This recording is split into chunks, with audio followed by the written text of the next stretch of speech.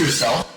Hey, everybody, it's another episode of Go Flix Yourself. My name is Ben Konowitz, and with me, as always, is the Burger King chicken fries to my McDonald's chicken nugget, Bradford Oman. Hey, that's me. You can have it your way with me. Oh, okay. And you know what, Nate? You're going to be my little spicy chicken nugget from Wendy's. Oh, nobody gets those anymore. Well, I get them all the time. What? Everyone loves spicy Nobody nuggets. goes Spicy to Wendy's. What? I drive by Yeah. in our little town, and poor Wendy's, other than the Arby's and the Long John Silver's, Wendy's has the least amount of. Are you just Well, driving let's by and staring and taking counts? Maybe make fun you're of my going at hobbies. off times. Yeah, stop going when they're closed. Yeah, don't go at 3:00 in the afternoon and think it's going to be hopping. I will say though, our Wendy's does have a pretty shitty service. It's not as good as it probably should be. They've consistently messed up our orders.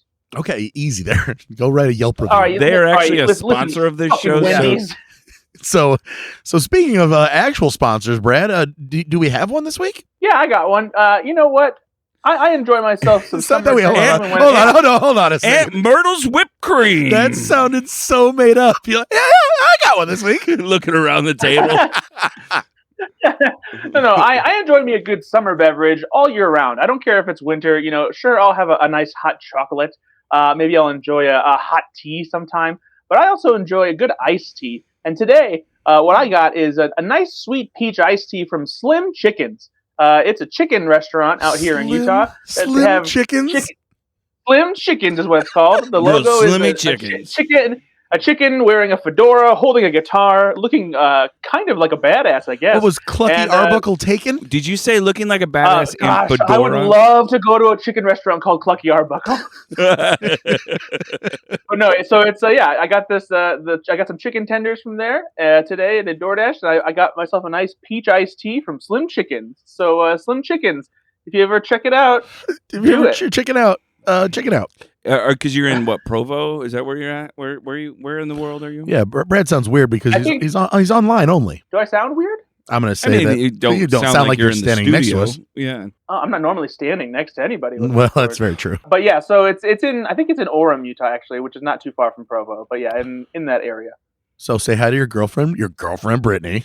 Girlfriend. I get to see my girlfriend every day for the next week or so. Which, she was here and we found out she is real. I'm not going to lie. I was shocked. No. Shocked. She's not from Israel. She's from Zimbabwe. Oh, boy. There it is. Hey, Brad, you can go first, buddy, because I'm sure you've got a lot of Sundance action in. What are some of the movies that you've seen lately? Oh, gosh. I have seen some really good stuff. And lucky for you, the stuff that I have seen was not nearly as depressing as the first round of movies. I was going to say, are we going to let's back up the truck here? I don't want to be sad. And then I did see a couple ones that. Shut the fuck up, Nate. I saw a lot of fun stuff during the second 2/3 of the film festival. One I will mention. I want to talk about a cool horror movie I saw. Ben, I think that you'll be very excited to see this one. It's called Talk to Me, and basically the premise of it is the big trend that all of the kids are doing. It's not drugs or alcohol anymore. It's doing a seance where a demon inhabits someone's body, and they record a video for like a minute or so and post it to social media. And so they do this seance with this embalmed palm reading hand tool, and the demon that you give it permission to enter you, and then it basically possesses you and it's talking through you. And of course, when they do one, it goes wrong and things get scary, and it escalates from there, and it is a lot of fun. It's in a very twisted way, some very unsettling stuff, great horror imagery, and this one also got picked up from the festival by A24. And don't worry, Ben, it's not like a weird A24 movie where you're gonna be like, oh, it's the witch all over again. It's like a fun, genuinely scary, really cool movie. That's 2.5 hours long, and it's a breezy hour and a half. No, we'll see. No, I'm just joking. That sounds utterly fantastic. It's very cool. I also saw a hilarious mockumentary called Theater Camp. It's co-directed by Molly Gordon, who plays the older sister character in Good Boys. and she was also in Booksmart, and Nick Lieberman, and they've been friends for a long time. And it's a mockumentary that focuses on this summer theater camp that is trying to keep going after its founder ends up in a coma. And her son, who's like this crypto bro douchebag, played by Jimmy Tatro, the guy who is suspected of drawing the dicks in American Vandal. I was say, who has the most bro jerkish face in the world, doesn't he? He does, and he's so good at playing that kind of character. But this movie is so funny. It has it feels like the spirit of a Christopher Guest movie. It has a very improvisational feel to it, and it really nails the parody of what theater kids are, because Ben Platt is also in this. Ayo Edebiri, who is in The Bear, and also the young kids in this movie, who are the kids at the camp. They are all hilarious. They have incredible comedic timing. They're good with stuff that's clearly improvised, and the way it was shot too. They really capture these would feel like organic moments, as if they were actually shooting a documentary. It's very well done and really funny, and that also got picked up, so that'll come out later this year as well. What's the actor's name? The broy actor guy? Jimmy Tatro. So Jimmy Tatro. Disproportionate nostrils on that guy. They are what a weird observation. Much like Brendan Gleeson's ears. Jimmy Tatro. If you look at a photo of him, those are some big nostrils on the man. That's all I'm gonna say.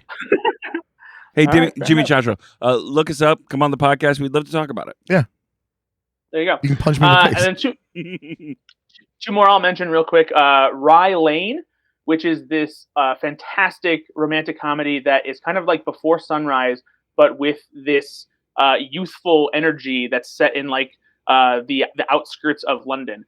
And it follows this guy and this girl who they're fresh off breakups, and they meet by happenstance, and then they have a conversation. They're walking around this place in London called Rye Lane, and it just has them talking and walking around mostly, but also has these cuts to when they're talking about their exes and their breakups and stuff like that are really entertaining. It's super funny, but it has a lot of genuine heart to it. The performances are outstanding. So yeah, that's called Rye Lane. That was really good. And then the very last movie I saw last night, and my girlfriend Brittany was able to go with me. It's a movie called Flora and Son.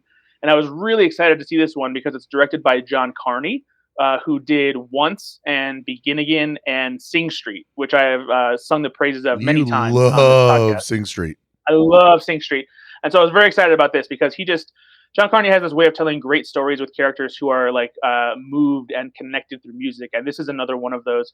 And it takes place in kind of a rough and tumble area in Ireland.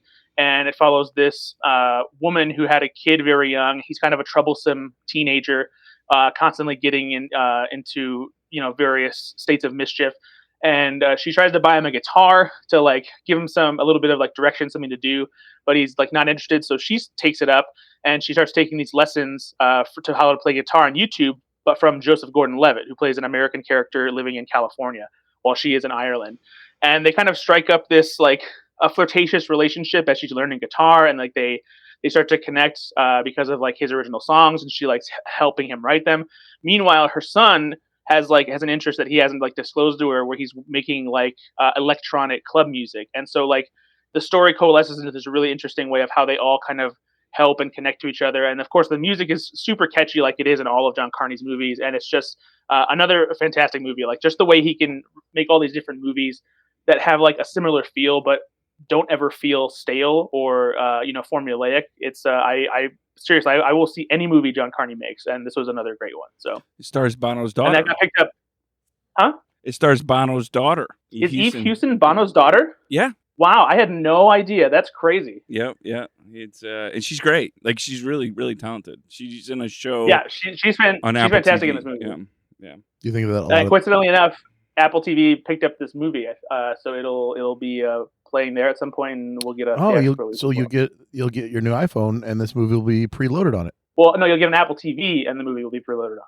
Get it? Because it's the U2 album. U2 album. This is a very dated joke, but yeah. Come on, I didn't think that was that bad. And I liked it. All right, well, we're moving on. But yeah, so that's it for Sundance. If you want to hear about all the movies I saw, I made a whole thread on Twitter that the Go Flix Yourself account retweeted. You can see my brief thoughts and a list of all the movies that I saw during Sundance. Feel free to check that out. And were you able to watch the Assigned movie this week, Brad? So I'm going to disappoint everybody. A combination of all the Sundance movies I've been watching and traveling, being in Florida and going to Utah, like I wanted to make time for A Hidden Life, but that movie is still just a daunting runtime. And even though, Ben, you gave me a short one this week, I gave you a movie that is literally it's 52 minutes long. I planned on having time to watch it today, and then today was the day that they had an event where they announced all of the first wave plans that James Gunn is doing for the DC universe at Warner Brothers. So the time that I had set aside to do that, I got roped into helping with all the coverage from that. By the time this episode comes out, that news will have been revealed. So Slash Film was preparing a lot of coverage about all the upcoming DC movies. We'll probably talk about that on a future episode of Go Flix Yourself, because there's a lot of cool stuff. No, we're not. That they announced. No, I'm not until you watch your movies. No, that's fine. It's like a situation where I don't get dessert if I don't eat my dinner. Yeah, exactly. But yeah, no, I do feel bad because I did want to watch them, but I will absolutely have time now that Sundance is over. Now that I'm not traveling and doing a company trip in Florida, I have time to watch stuff here. So you're gonna have 3 films. That's fine. You know what? Give me 4. Fuck it. No, you're gonna watch Any Given Sunday is what you're gonna watch, because NFL. No, that's I was gonna say I will make up for it because I will watch A Hidden Life, Any Given Sunday, and The Kid. Okay, the gauntlet has been laid. Yeah, and I'll rewatch Seven Samurai. That's just a bold-faced lie. Yeah, no, I would not want you to do that. It's very long. It's very long. Nate, how about you, buddy? Yeah, what else did you see, buddy? I saw a couple new films that came out, one on Netflix and one on Amazon Prime. And then I had an assigned movie. So the first one I watched was You People, which is a film that just came out with Jonah Hill, Eddie Murphy, Julia Louis-Dreyfus.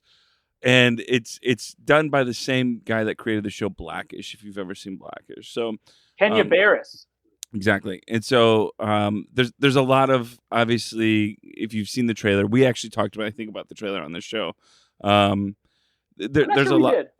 I thought we did, but maybe we didn't. But riveting stuff, guys. Maybe we didn't. He can edit this out. But hold on, no. Let's have a moment and let's really think about it. Whether or not let's just, you know what? Can you take some time and just scroll your phone, Brad, and just go back to the text messages? Yeah, hold on. And honestly, don't search for You People. Just scroll.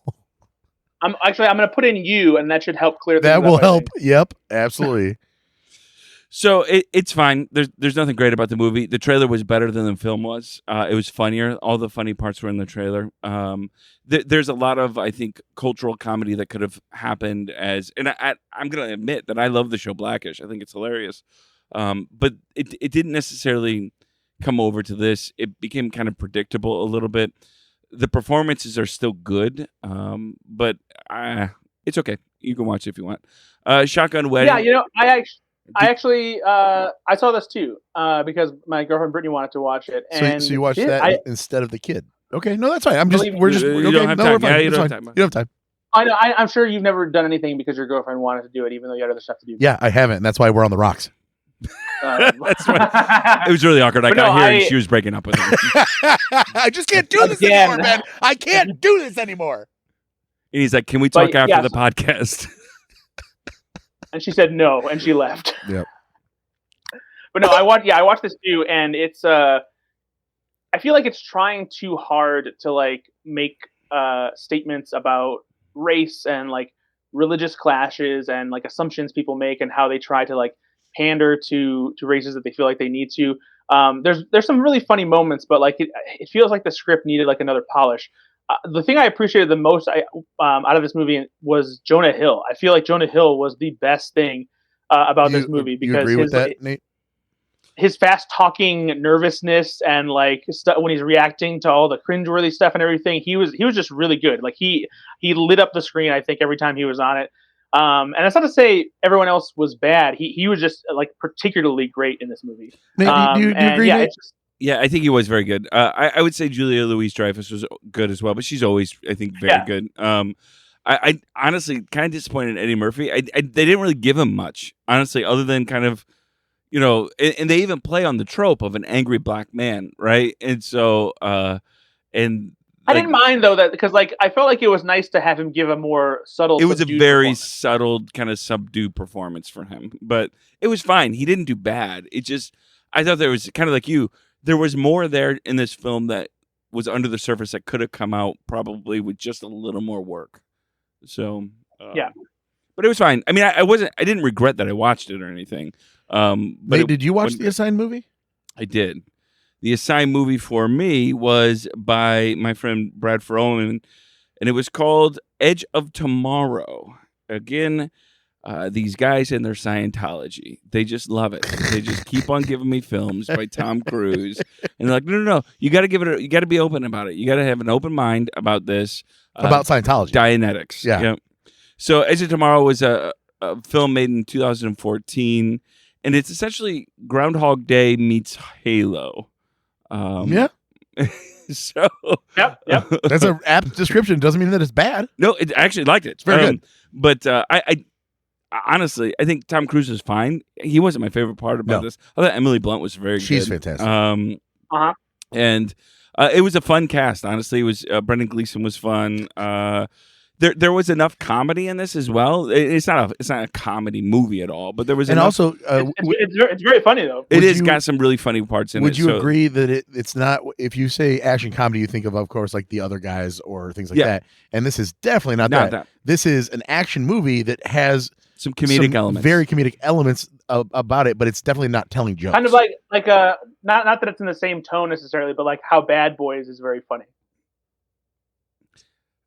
But I honestly think Bad Boys is almost a comedy, though. Like, I feel like because you get Martin Lawrence and Will Smith in there. I'm really trying to, honestly, I'm not disagreeing, Brad. I'm trying to come up with a better example, and I can't currently. I'm not disagreeing fully either. I'm just like, I feel like Bad Boys was funnier than this one, though.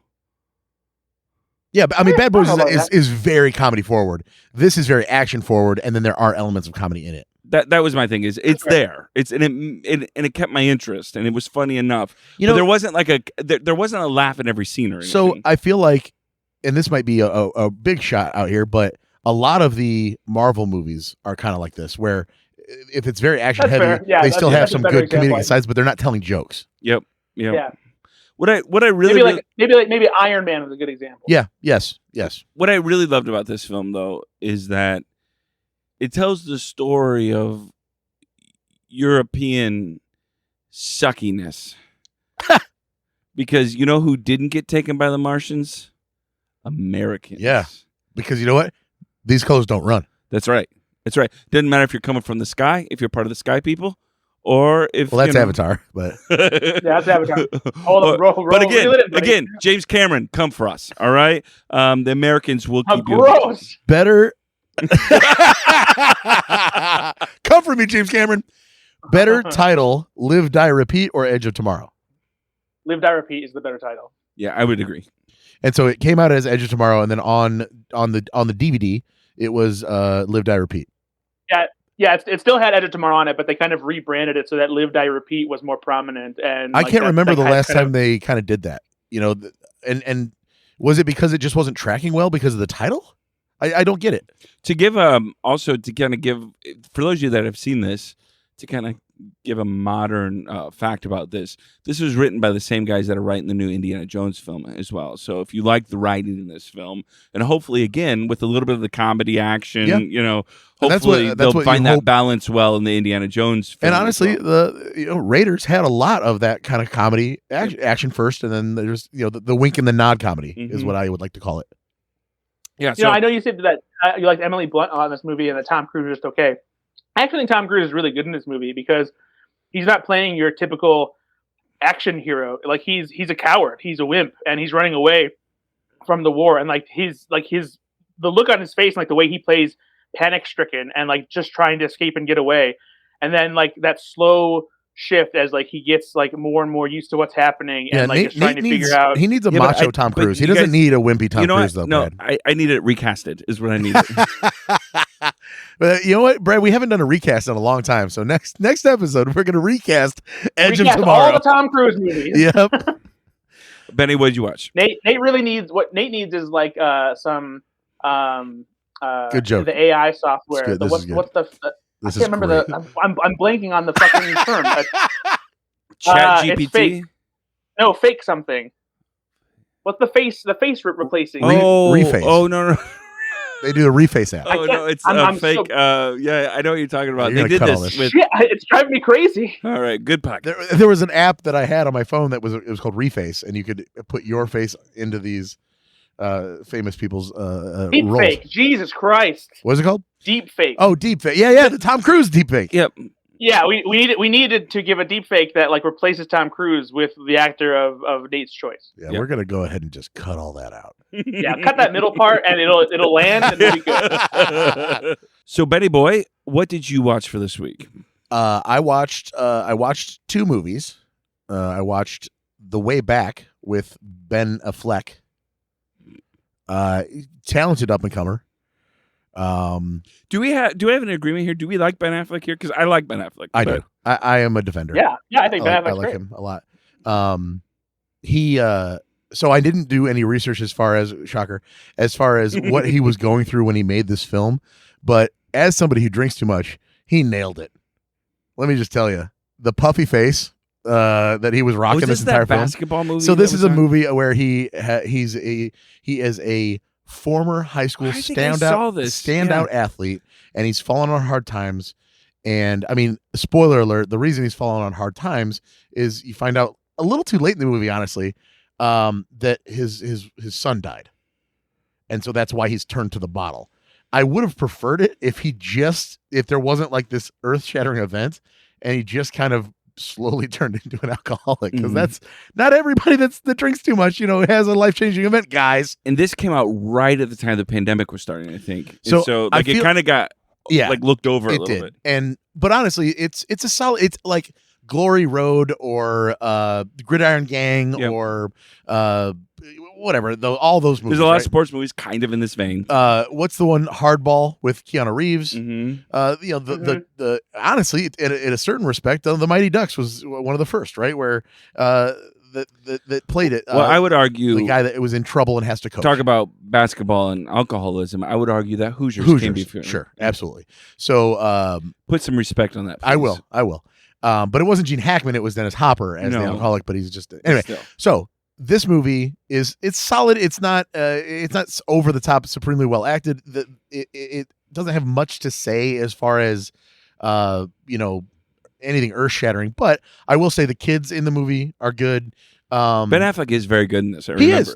He is very good in it. And honestly, there's some scenes that really do obviously tug at your heartstrings with him and his drinking and getting in the way of things. And it's not necessarily a road to recovery movie, though. It's not him coming into the championship game and leading the way. It's him kind of fucking it all up. Yeah. And I did respect the movie for that, is that it wasn't your melodramatic ending and all that. As it often is, isn't with these movies. Yeah, exactly. So it was a little bit more true to life. Like, you're but overall I'd give it a 3 out of 5 stars there. Yeah, I remember this came out again because it was right at the pandemic, so there was a lot of just people were paying attention to naturally other things.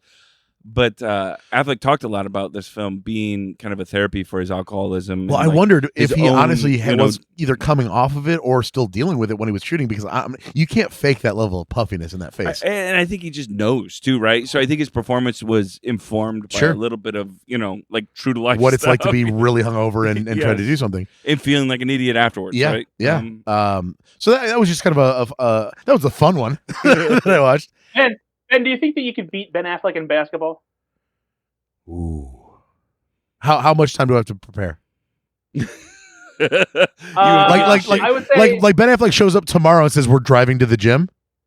Yes. Yes. Yeah. No way. Absolutely What? not. He's probably in really good shape for a movie. How tall right is now. Ben Affleck? I'm gonna say he's like 6'3". How tall are you? 6'2". But he's probably in movie shape, which is better than He's me. 6'2" as well. He's only okay, but still, he's probably in movie shape, and I'm not. Do you think though, like you would go for like a layup, and then that big giant tattoo on his back would come alive and come tackle you? I don't know the answer to that question, but I think probably. I'm already thinking of a film in my head right now. That I feel like top of my game Ben and Affleck's top of Ben tattoo Affleck's game. I could say I could take him if we're both in shape. Nah. Brad, I mean, yeah, you got it, sweetie. Okay, anyway. So I was assigned by my good friend Nate. Yeah, that's my name. No, but I mean, did you assign it to me this I week? did assign it to you. So you assigned me Tick, Tick, Boom. The listeners know I love a good musical. So I... Tick, tick, boom! Yeah, I was... So first of all, there's no explosions, no dynamite. There's not a bomb in this movie. There's a lot of ticking, though. There's ticking. It's not a rock biopic about saliva. There's ticking and there is a boom eventually. Well, so I will, much like Brad, I hate to admit, I didn't do the whole assignment. Will you at least finish it? Oh, of course. I'm 85% through. There's 20 minutes left in the movie. I just didn't finish it. I was watching it as Nate walked in the door. But I really like it. It is the story of Jonathan Larson, who directed Rent, who wrote Rent, and passed away before Rent even premiered, right? Literally the day before it premiered, he died of a very tragic, just heart thing. Yeah. So I'm into this movie, 80%, and I think that wow, what a singularly driven person who is so self-absorbed that is putting deadlines out to the last minute and doesn't understand how the real world works because he's so concerned about his thing. And I'm like looking to a fucking mirror over here going, is Bailey going to leave me? Well, honestly, Ben, this is why I love this film, because I found so much of me in this story, in that I look at this as somebody's like, okay, eventually I will get there. You just got to keep on pushing, right? Keep pushing. And the idea that this whole, so this is the story of, he's telling the story of his life basically when he's trying to write his first musical and get it premiered for some producers that might actually pick it up and take it to Broadway. Correct. And it's not described by him like this, but everybody's describing it as like a space rock opera with aliens, and he's like, that's not what it is. And it's very confusing to people, and they don't really get it. But Stephen Sondheim, I'm sure this is probably a true story. This is that he actually was one of his defenders and told him that he was the one that needed to bring a song for the woman in the second act to kind of bridge the narrative there. I love, by the way, Bradley Whitford as Stephen Sondheim was just such a delight to watch.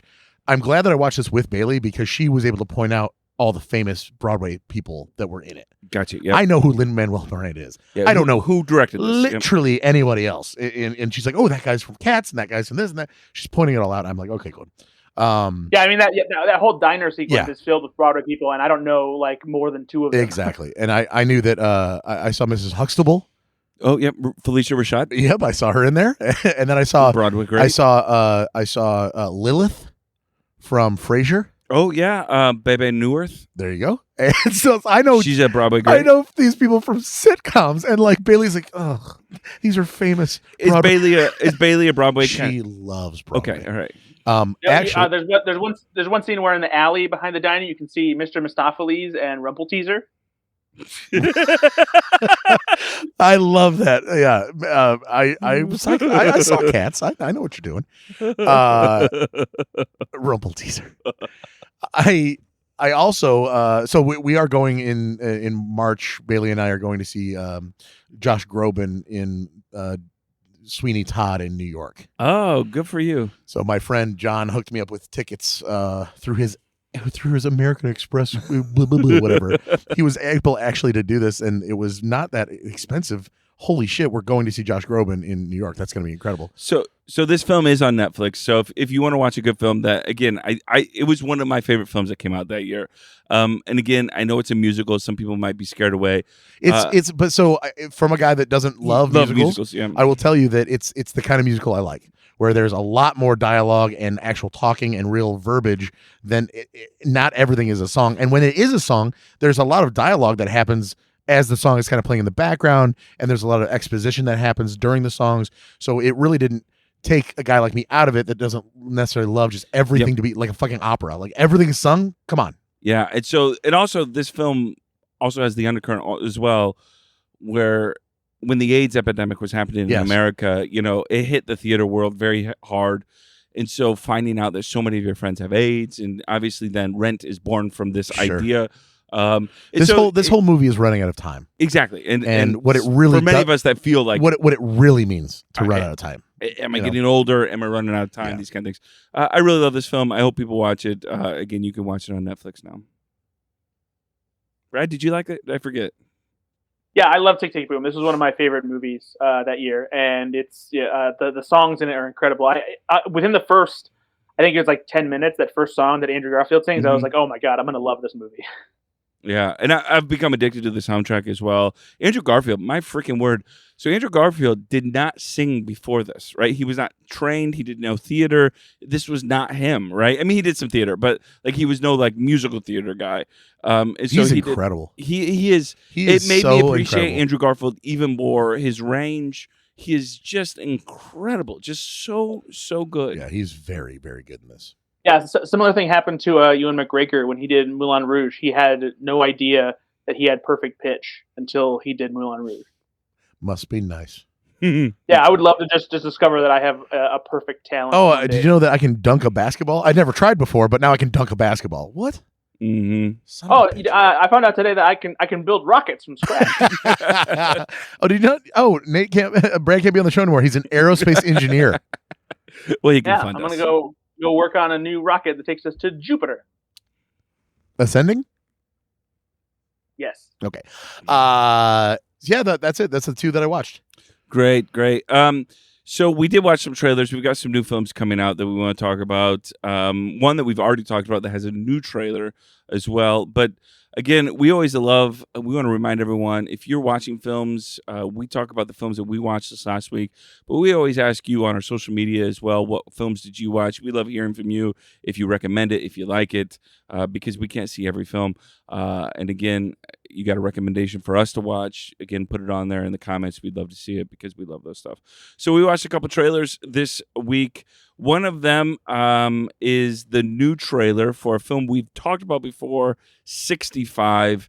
This releases, they pushed it back. Did you see this, Brad? They pushed it back from March 10th to March 17th. I don't know if there's just a bunch coming out in March or not. But this is the new film with Adam Driver coming out. What did you guys think of this new trailer? Ben and I, again, before the podcast, did a little talk about it. But one of the things that I think Ben said that I kind of agree with, I don't tend to love second trailers as much, and I didn't love this one as much as I love the first trailer. What were your thoughts on it, Brad? Yeah, it's, I tend to agree. The second trailer is when they start to show more story, and I would rather just let the movie unfold if I'm already sold on it. But with as often as I go to the movies and with my job, it's kind of hard to avoid those kinds of things. Close your eyes. I'm still definitely in for this one, and I'm very excited to see it. I do want to point out, both Nate and I said, while this trailer doesn't do anything more, it doesn't really take anything away either. We both really still want to see this movie. It's just when I watched the first one, I was blown away. I cannot wait to see this. I don't need to see a second trailer for this. Yeah, but and again, it comes out in like a month and a half, so I'm sure they're wanting to get it back into people's memories, right? And they showed a couple more images, big shots of the dinosaurs that are in there, these kind of things, but nothing really more about plot. If you look in the background, you can also see Mr. Mistopheles and Rumpelteazer. I did see them, and I was like, "Wow, cats!" So I'm excited once about this. Once the dinosaur comes up, you see one go meow. Oh boy, Brad, do you think this is going to be huge, or do you think people are going to look at like this as a space dinosaur movie and kind of be afraid of this? I mean, it's a pretty cool concept that we haven't really seen in this way before. And Adam Driver is a pretty decent draw. He's not like a full-on blockbuster like star that someone like a Tom Cruise or like an Arnold Schwarzenegger used to be, because like those kind of movie stars are few and far between anymore. But I think that since it's coming out in March, there's not a lot happening that month, and this just such a cool idea. I think people are going to turn out for it. I hope they do. I think that also, like, if you recast this with like Dwayne "The Rock" Johnson, it's not the same movie. Obviously, that's what I was wondering. Like you and I, Adam Driver lends a certain amount of like credibility. Not that Dwayne Johnson is bad necessarily. For but, us, though, for us, exactly. I don't think that it does it for like you know. Put Mark Wahlberg in there, and like my dad's like, I'm going to see that. Yeah, and like, oh wait, that looks great because I like Marky Mark. That over there, that's a fucking T-Rex over there. Yeah. No, but you're right though. Like I want to go see this. Very angry because he's got some short arms. No, I just want to hear Brad keep on doing Marky Mark. Go. Hey guys, look over here. I think it's a Parasaurolosaurus. A Parasaurolosaurus? Yeah, it's one of those ones with the pompadour on his head. You know, you seen that one? It's got like a crazy hairdo over here. Oh, how did I not know you have a Mark Wahlberg ready for you? Because I'm going to call that out. But again, my Mark Wahlberg impression is Andy Samberg doing Mark Wahlberg. And you know what? That's okay. I don't care, Brad. I don't care so much. Now I'm gonna go talk to an ankylosaurus. Say hi to your mother for me. But you're right though. You put Dwayne the Rock Johnson, right? Because he's the one I would think of as if you're trying to put butts in the seats with this kind of movie. You hire Dwayne and you say it's $100 million I would still opening see weekend. That film, but I'm more excited about Adam Driver. Absolutely more excited, but he's definitely not a bigger draw. No, not a bigger draw. But I think it's like it lends a certain amount of like you take it a little bit more seriously. Exactly. Because like if Dwayne Johnson was in this, it would feel more like Dwayne the Rock Johnson, a little bit of a sillier action adventure. Sure. But Adam Driver is a very serious actor, and so you're like, oh, okay, so this is not just some goofy action adventure movie. Yeah, that's kind of also why I wonder if the film is going to actually have some like real acting in it, right? Not just it looks like it will action acting, right? So action acting, go. That's what they did with the Dwayne the Rock Johnson on every picture, and I go see it and I love it. Action acting, go. Danny Elfman's doing the score to this film too. Did you guys know that? Oh, good. A lot of piano. I didn't know that. That's good to hear. A lot of piano. All right. The next trailer we had is we have a ghost. We don't have a ghost, but we have a ghost that releases to Netflix on February 24th, so not too long, less than a month away. This is written and directed by Christopher Landon, who wrote and directed a film that I was assigned actually about last October maybe. Freaky. Did you assign that to me, Brad? Yes, I did. Yeah, and so and I really loved Freaky. I thought it was really fun. So I'm really actually excited about this for that alone. He's earned my trust until he doesn't have it anymore. We have a text thread, obviously, between the three of us talking about the show, talking about some of these things. Did I pick up a little bit of skepticism from you that you're not excited about this, Brad? I didn't really dig the trailer very much. I like the stuff that Christopher Landon has done so far, because in addition to doing Freaky, he also wrote Happy Death Day, which is I didn't see that one. similar to Edge of Tomorrow. It is basically a slasher version of Groundhog Day. Okay. They take the time loop premise and they just put it into a different genre. And I think the Happy Death Day movies are really good. And Christopher Landon also cut his teeth writing 4 of the Paranormal Activity sequels. So he's got experience in horror. This, I don't know. There's something about this that just feels a little too silly for me. Let me ask you a quick question. Did you watch the same fucking trailer that Nate and I watched? This looks great. And there's something very silly about David Harbour that I don't know. It just feels like it's too much. I don't know. Is this though also part of your? You okay, buddy? No, I also though I watched this. I listened to his feedback a little bit about this. Does this have anything to do with you still being spicy about the mute Harold Ramis thing from Ghostbusters Afterlife? No, but it's funny that you say that because Tig Notaro's in this trailer, and the trailer made me want to see Tig Notaro in a Ghostbusters movie. So it's got that going for it. Well, you know what so as soon as they came into this, as soon as the trailer turned into, we're going to catch this guy. As soon as that happened, I go, oh, yeah, you don't have to make a movie about catching ghosts and have it be Ghostbusters. Yep. I forgot you could do that. You're allowed to make movies of a similar premise. And I'm like, why haven't more studios done that? Now, respectfully, Brad, because I want to respect you and your skills in the film reviewing world. Easy. I actually disagree. I think this film looks great. I'm actually very excited about seeing this film. It's got a great cast: Anthony Mackie, David Harbour. Christopher Landon essentially said, "I am writing this film for David Harbour." He is on such a win streak right now after I trust Violent him Night. Everything. Right? I mean, he's just picking these juicy, fun roles, and I'm here for it. He eats it up every time. He does. Jennifer Coolidge, another person that's really just having a great like season of her career right now. She looks fantastic in this. Tig Notaro looks great. Like it could be a lot of fun. Yeah. Now, again, it might suck, but I think the trailer for me made me laugh quite a bit. Actually, there was a part there at the end that made it sad. Now, this is based on an article. I sent this through you. Maybe Brad, you can put it in the show notes or something. But there was an article, a Vice article, a story 5 years ago. right? And that this is based off of. And I ended up reading that, so I know where the story is kind of going, and maybe I won't tell you, but I'm going to guess this film's going to be a lot more emotional than people think. Oh, yeah. Based on the story. No, I'm sure. I'm sure. Yeah, I'm sure there's an emotional backbone. Which is why to I think he wanted David Harbour, because David Harbour can't act, right? Well, especially if he's not talking. That sounds like a joke. He can't talk. That's the part of the ghost. He can emote through his actual facial expressions, and even in the trailer, you started to see a little bit of that. I don't want to judge his entire performance based on 30 seconds that you saw him in there. That's a really tough task to go maybe half the movie without being able to speak and still kind of emote. Harper's your man. Yeah. I'm excited about it. I hope you jump on this train. Hey, Brad, don't harbor any ill will towards this movie, okay, buddy? I'm gonna ghost you. The final trailer we're going to talk about is a film called Polite Society, which releases April 28th in the United States, March 12th for our listeners in the UK. It's honestly fun to look at our listener, base. We've got listeners in Australia. Nigel. Yeah, exactly. We've got listeners in Europe, these kind of things. So again, I want to be respectful of you. It comes out about a month and a half before it comes out for us. But this is a film that looks like it is going to combine a bunch of things. It's going to be funny. It's going to have martial arts in it. It's going to have all kinds of different, genres put together in one. Ben and I watched the trailer, but I think, Brad, did you already see this film? Oh, you bet your sweet ass I did.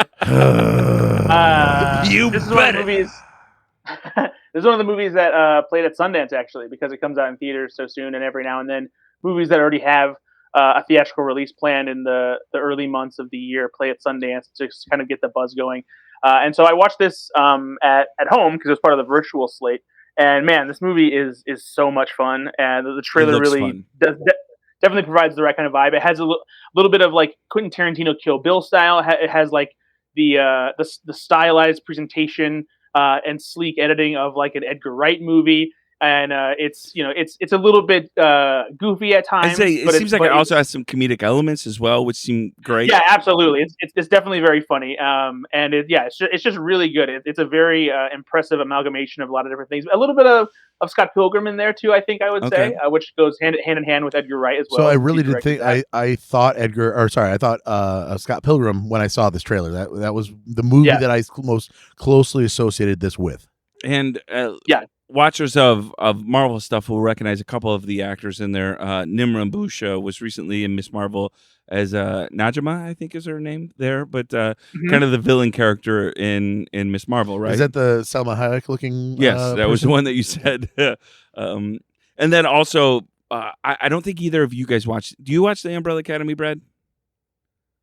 No, I haven't watched it yet. Okay, I'm a big fan of The Umbrella Academy. Leela Pitts, the character that plays Leela Pitts in there, is one of the main two sisters, and she's fantastic in The Umbrella Academy. So that's Ritu Arya, I think is her name. But she's great. So I'm really actually excited about seeing what they do as well. This looks like they're going to eat up the screen. It's going to be really fun. It was fun, right? It was a fun trailer. It looked great. It looked really fun. I also love the dichotomy between the actual action and then like the coming of age type. I'm going to be a stunt woman thing. That's really a fun interplay, and I can't wait. And Brad and I love the coming of age stories. You're not as much, but we're winning you over. I know, but in this kind of film, it means that I get both, right? Mm-hmm. I get the coming of age, but then I also get the finished product. Yeah, and I think that's the draw more for me in this one. Yeah, I agree. So, anything else on that one, Brad? No, it's great, man. I would recommend seeing it in theaters if you can, because it's a fun movie. Is it? Yeah, that's what I was going to ask. Is it coming to theaters, or is it? Again, I know you're hearing more from Sundance kind of stuff. Who's picking up these films? Who picked that film up? So that one was already had already been set for a theatrical release. Focus Features already has it, and so they just premiered it at Sundance. So it's going to go to the theaters then. Yeah, it'll play in theaters. All right, great, guys. Did either of you create a game? Because I did. If you didn't, I thought you did. Well, I didn't bring a guest. Yeah, but I just always assume you write a mini, like a gamelet, so you don't have to actually sing a song, but you still get to give the like. Why? By the way, why is it that you get to always bring a game and never sing a song? And you call them gamelets, and you know what? I'm here to tell you, you flew under the radar for too long. It's fucking bullshit. You bring a game, you say you sing a song. But here's the thing. It was a gamelet. But anytime I have hey Brad, I've got a short game. Nope, sing the song. Sing the song. Yes, sing the song. And yes. My game was shorter than his gamelet, and I was still expected to sing the song. Why is that, Brad? Because your dick is a gamelet. No, it fits inside a gimlet. All right. So I watched Edge of Tomorrow, which is a film that has Tom Cruise, but Tom Cruise isn't the only actor in this. There's other actors that were paid to be in this film, including the great and late Bill Paxton. All right. Oh, Billy. So I have created a game called Bill Paxton, Bill Pullman, or Will Patton. All right. I call it Bill, or Will. Now, explain to everybody who Will Patton is, for those who may not know. He is also a white actor. What was he in? Well, we're gonna. I don't know if I'll give away any answers by saying that, but Will Patton is the assistant coach in Remember the Titans, and he's also one of the fellow car thieves in Gone in 60 Seconds. So, and he's in Armageddon as well. Yeah, he plays Chick in Armageddon. So, do you want me to create a song for you? I mean, this seems like more of a full game. So, remember, the parameters of the game are it's got to be a song that exists already that you have to make up new lyrics for. And that's why I get so frustrated, because I'm terrible at this.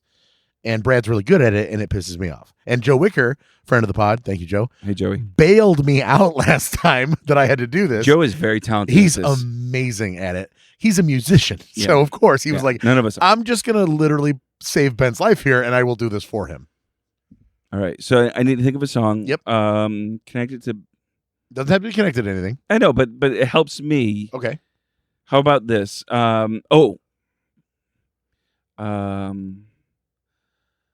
I'm going to ask you about Bill. I'm going to ask you about Will. I'm going to ask you about Bill.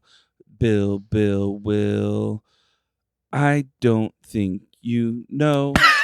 So let's get on with the show. Do. Bills.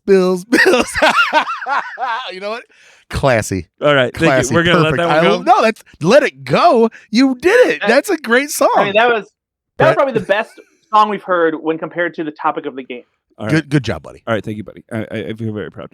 All right, so what I'm going to do is I'm going to first. We're not going to do a buzzer on this one. I'm going to give it to Ben, then we'll go to Brad, and Brad, then Ben. All right. It is hard because Brad is in Utah, and it's a lot harder.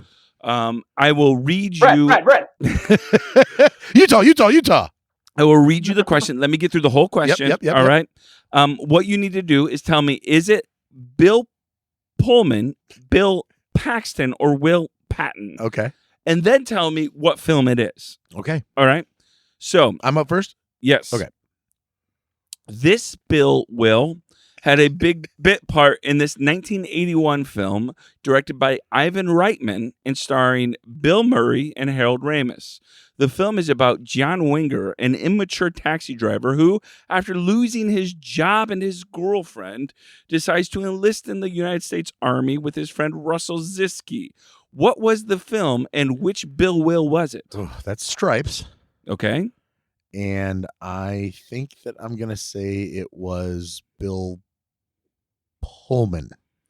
You only get 1 point out of there, so keep track of your points. It was Bill Paxton. Fair enough. Yes, it was. Okay, yeah, Brad, it's really easy to say it after the fact, okay? All right. Oh, I'm sorry. I know Bill Paxton was prominently in some 80s movies early in his career. I haven't seen Stripes in like 20 years. Give me a break. All right. So this one is for Bradford. This Bill Will had a small role in this 1985 film directed by Martin Scorsese and starring Griffin Duane, Linda Fiorentino, John Hurd, and Tommy Chong. The film is about an ordinary word processor who has the worst night of his life after he agrees to visit a girl in Soho he met that evening at a coffee shop. What was the film, and which Bill Will was it? Martin Scorsese film. Yeah, I'm kind of 1985. Have you seen any Martin Scorsese films? I think I've seen a couple. Like I saw Jaws, and that was pretty good. Man, I'm trying. This is really annoying. It bothers him more to not get it than it bothers us. I know. Well, it's because it's like his whole job's on the line. Because I know it's not it's not one of the ones that I have seen. I had not seen this film. Yep, I had not seen this. I mean, film. I'd heard of it, but not seen it. Last episode we had trouble naming like Mel Brooks films, and I'm like, he's the most famous comedian alive, and yet I've never even heard of some of these films. And we talk about how much we love him. Yeah, Like, and we're such fucking assholes. we're the by the way, worst. We are the oh worst. my god, I'm such a Mel Brooks fan, and I don't even know half of his films. So I can't name the movie, but I'm pretty sure that it's Will Patton because I don't ever remember hearing about Bill Pullman or Bill Paxton being in a Scorsese movie. All right, I will give you 1 point there because you did get Will Patton is right, and the film is After Hours. Ah, ha ha. Have you seen that or no? No, I haven't seen After Hours. You've heard of it, I'm sure, but I have not seen it. Yeah, of course. I know. I actually know exactly what the poster looks like. It's like After Hours is like in a neon font, and like there's a lady's leg. Yeah, it's a It's film like that no, it's these big fingers pinching a guy's head on like a clock or something. it's one of those films that we probably need to assign to each other, or all three of us watch it if we've not watched it yet. All right. All right, this Bill Will was a supporting actor in this 1994 film directed by Lawrence Kasdan, starring Kevin Costner, Dennis Quaid, and Gene Hackman. The film is about from Wichita to Dodge City to the OK Corral and Tombstone. A man becomes a myth in this thrilling journey of romance, adventure, and desperate heroic action. What was the film, and which Bill Will was it? That is Tombstone, and that was Bill Paxton. It's actually incorrect. What? Nope, that is not. Oh shit! No! Oh my god! It is Wyatt Earp, and it's Bill Pullman. Oh my god! I'm such a Wow! What a piece of shit! You were so confident. Oh my god! Oh my god! Hey, God. Hey, Brad. No, only because as soon as you started saying Western, and I was envisioning Bill Paxton and Tombstone. That's why. And I didn't even listen to the actors. I didn't even listen. Hey, Brad. You know what? Hey, in the words of Outkast, don't pull the thing out unless you plan to bang. That is all. That's a very good life verse for you. Man. All right, my here. God, This I'm is for Brad. Freaking idiot. This Bill Will starred in a 1993 film directed by George Cosmatos, starring Kurt Russell, Val Kilmer, and Sam Elliott. The film is about a successful lawman's plan to retire anonymously in Tombstone, Arizona. Disrupted by the kind of outlaws he was famous for eliminating. God. What was the film in which Bill Will was it? Gosh, man, I know this. I hate you so It's something. It's I think the title it shares a name with like a. Get on with it. It's Tombstone. It's Bill Paxton. Oh, God damn it, Ben. Hey, buddy, Ben, talk to you over here real quick. Put down the bottle, okay? Let's put some cold water in your Is face. he drinking out of a bottle now? It's been a long night, all right? Just like a baby bottle? get it together. I'm going to bring him back on, though. Get it together. Hey, Is it a baby bottle? Is it a baby bottle with a breast on it? Then you just walk back in there, you hold your head up high, and you get the next one, okay? I got this one for Ben. Hey, guys, I'm back. This Bill Will had a small role in a 1985 film directed by Mark Lester, starring Arnold Schwarzenegger, Ray Dong Chong, and Alyssa Milano. The film is about a retired Special Forces colonel who tries to save his daughter, who was abducted by his former subordinate. What was this film, Ben? And which Bill Will was it? That is Commando. Correct. And I'm going to go Bill Paxton. Correct on both parts. Bill Paxton was, he played an intercept officer. It was a small role, but again, we count that. Yes, we do. All right, this is for Bradford. This Bill Will was a supporting actor in this 1988 film directed by Lawrence Kasdan, again, starring William Hurt, Kathleen Turner, and Gina Davis. This film is about an emotionally distant writer of travel guides who must carry on with his life after his son is killed and his marriage crumbles. What was the film, and which Bill Will was it? The movie is The Accidental Tourist. Correct. And shit. Bill Pullman. This is one of those films that all three of them really could have been in, right? But you were correct. It is Bill Pullman. Yes. Nicely done, buddy.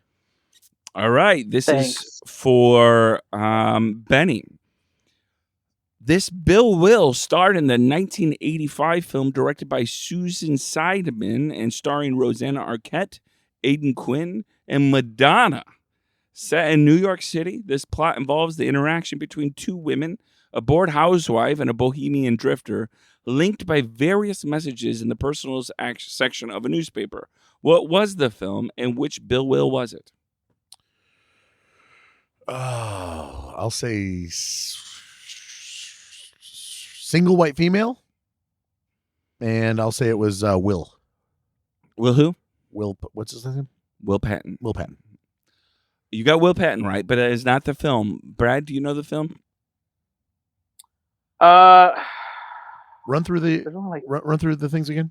Okay, not the full. I the story, but okay. The actors and actresses. So it is directed 1985 film directed by Susan Seidemann. Oh yeah, single white females in the 90s. God, starring Rosanna Arquette, Aidan Quinn, and Madonna.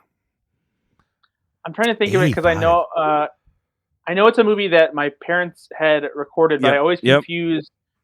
I always confuse whether it's it's Desperately Seeking Susan. Correct. There you go. Yeah. I was thinking Peggy Sue Got Married because I always confuse those titles, but then I was like, oh no, that's not it.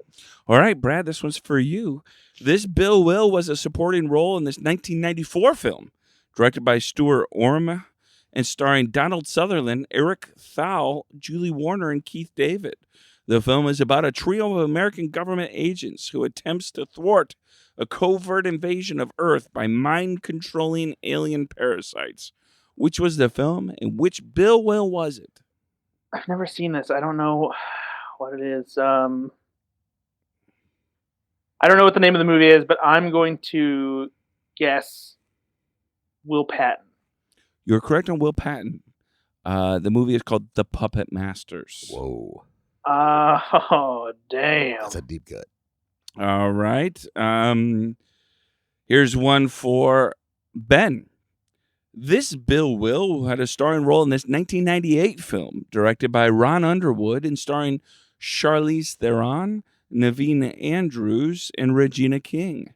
The film is about a legendary 15-foot-tall mountain gorilla taken to an animal sanctuary in California by a zoologist and a woman with whom he grew up. But a poacher wants him dead. What was the film, and which Bill Will was it? It's Mighty Joe Young. And I'm going to go with Mr. Bill Paxton. You're correct on both. Way to go. Crushed it with your big hog. All right. I have just a couple more. Here we go. Brad, how many points do you have? He's got a lot. Oh, I don't know. I've got 5. How many do you have? I've gotten. I think you've gotten all 5 of them. actually. Yeah. No, I definitely. There was 2 that I didn't know the movie, but I got the actor correct. All right. And 2 that you got. I think I got, and 2 that I got both of them. Yeah. So then I have 6 points. Okay, fine. All right, just a couple more, guys. This Bill Will had a significant role in this 1985 film directed by John Hughes. I don't know if you've heard of him or not. Starring Anthony Michael Hall, Elon Mitchell Smith, and Kelly LeBrock. The film is about 2 high school nerds who use a computer program to literally create the perfect woman. Played by Kelly LeBrock, who promptly turns their lives upside down. What was the film, and which Bill Will was it? Weird Science. Bill Paxton. Correct. All right, here you go. This is for Ben. This Bill Will I can't even win. Had a starring role in this 1987 film, written and directed by Mel Brooks, starring John Candy and Rick Moranis. The film is about a star pilot for hire and his trusty sidekick who must come to the rescue of a princess and save planet what? I don't actually remember the planet. Druidia from the clutches of the evil Spaceballs. What was the film, and which Bill Will was it? That's crazy. That I don't Spaceballs. And Tombstone. It's Tombstone. Bill Pullman. Correct. Yeah. All right. I'll give one more to Brad, and we'll call it a day. Well, you already won, Brad. Congratulations. All right. This one is for Brad. This Bill Will stars in this 1995 film directed by Ron Howard starring Tom Hanks, Kevin Bacon, Ed Harris, and Gary Sinise. The film is about NASA devising a strategy to return a ship to Earth safely after the spacecraft undergoes massive internal damage, putting the lives of the 3 astronauts on board in jeopardy. What was the film, and which Bill Will was it? Apollo 13, and it is Mr. Bill Paxton. Congratulations to Bradford, Oman, the winner of Bill Paxton, Bill Pullman, or Will Patton, Bill or Will. Good game, Nate. Houston, we have a winner. Okay, stop it. That's a good game, Nate. Thank you. Good job, buddy. Good job. I'll write the game next time. You don't like my games? I'm just saying that you've been doing it a lot lately, and I appreciate you. I But do enjoy writing games. you shouldn't have to do it all the time. I do enjoy it. Yeah, and we want to hear Ben make some songs. No, we don't. That's one thing we don't want to hear. Ever. Oh, I want to hear you make some songs. I want to hear you What- sing are you about it all night long. You just joshing me over here, buddy? Make a song. I'm gonna josh you like an old man in a tub. What? Nothing. Okay, well, safe travels home from Utah, buddy. We miss you. Hey, I miss you too. Well, I think we'll probably be recording another podcast between now and then. We'll see what happens. Nate, this was a lot of fun, buddy. Thanks for being on the show for the first time. Yeah, no, it's been a lot of fun. I think you guys got something really going on here. And if you want to find me, you can find me on go to Nate Loucks, find me online. But more importantly, go to goflixyourselfpod.com. You know what really helps us, honestly? Write a review. The more reviews, the better. I know it's self-serving for us, but it gets us, more people listening, and share the podcast if you can, even just through Facebook or Twitter. Retweet, share it on Facebook. The more people listening, honestly, we love the little community we've built with this podcast. Those of you in different parts of the country, It's a lot of the fun. World. Yep, Nate. and the so, world. we really love it. We love the reviews. We love all that kind of stuff. And again, go to goflixyourselfpod.com and you can find all that stuff. Brad, where can people find you, buddy? On Twitter at Ethan_Anderton. Like I mentioned before, I recently did a big thread of all the movies I saw at Sundance. You can also read some of my reviews for those movies over at slashfilm.com and check out the rest of our Sundance coverage. We had like 4 or 5 other people doing Sundance reviews, some doing it only virtually. We had a couple people at the site actually there in person seeing some other movies that I didn't even get to see. So make sure you check all that out. And just stay tuned to Slash Film for a bunch of new stuff about movies and TV shows that are coming your way. Oh, that's amazing. And I'm Ben. Bye, everybody. Bye. Nah, cheating, eh?